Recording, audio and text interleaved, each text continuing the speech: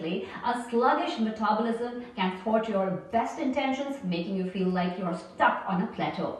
But what if I tell you your super fast metabolism possible?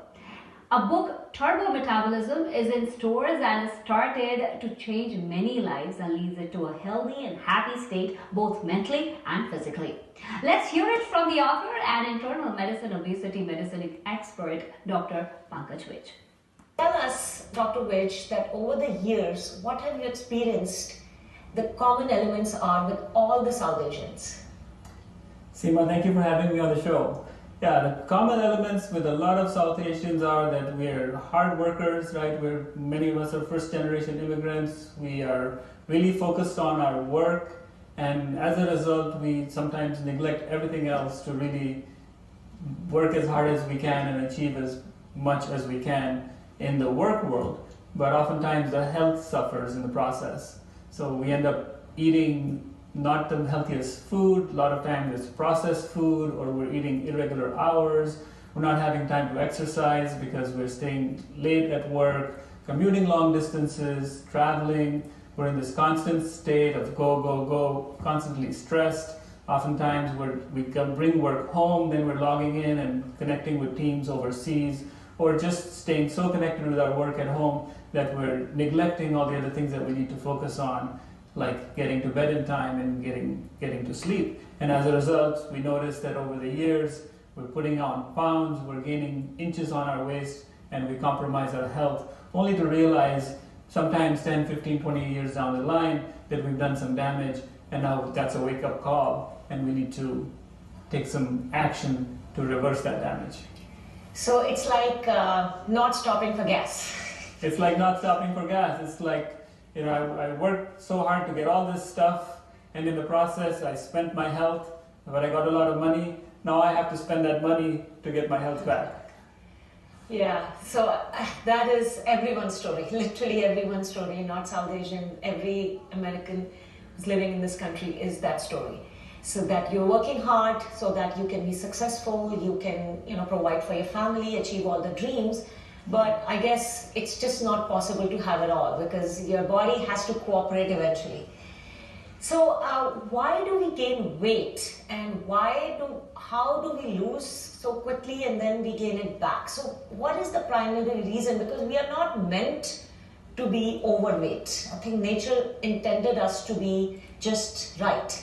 We did something wrong over the years that we gained weight and we didn't lose that quickly.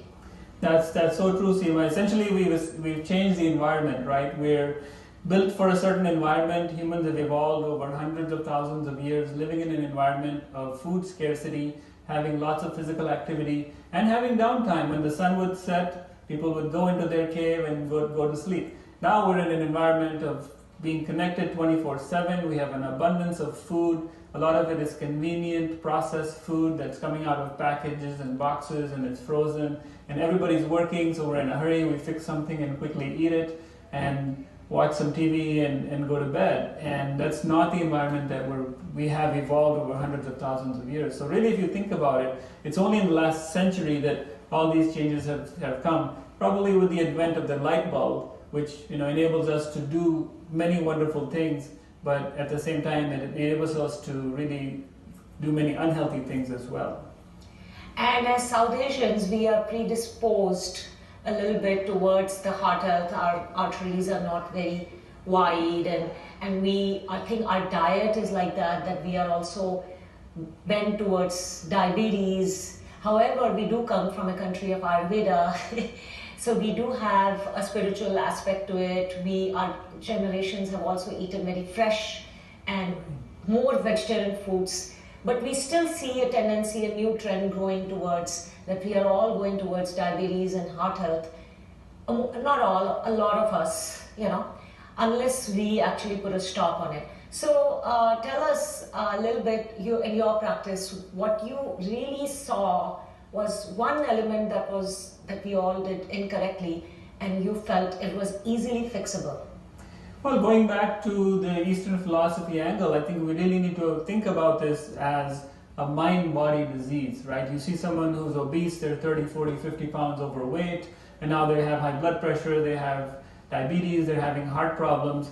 You really need to take a few steps back and go upstream, because all these problems happen way downstream. But when you go upstream, you look at it from a mind-body angle, you really can't fix the body until you work on fixing the mind. And that's where I think you mentioned Ayurveda, and they talk about mind-body constitutions and really eating and living in congruity with the environment that you're built for. And you mentioned South Asians having a much higher incidence of heart disease. Part of that is that, you know, we have a thrifty gene. Just like we're really thrifty, we're really good at saving money, and we put, you know, money in the piggy bank and it grows. Similarly, we have evolved in an environment of food scarcity. And in food scarcity, we do really well. But when we're in an environment of food abundance and really being in an overfed state for days and days and months and years, then there's really no time of being in the non-fed state. We just accumulate all that extra fuel that we're not burning, and it gets stored as fat. So, how did you treat your patients? I know your expertise is obesity. Yes. So, what measures were you taking to treat them? Through medication, through lifestyle, through putting them on a certain diet and exercise regimen? So how did that work out for you over the years? So I've done all of those